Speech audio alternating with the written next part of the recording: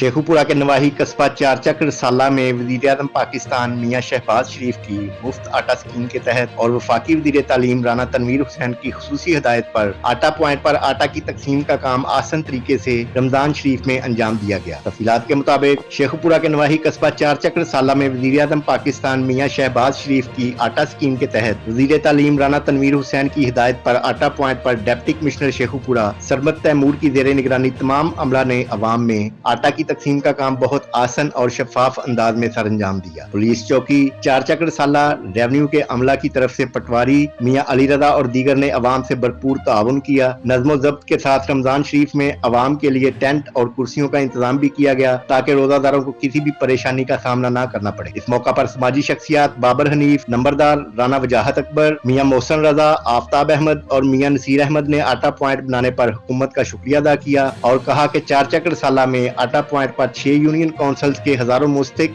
गरीब अफराद मुस्तफीद हुए।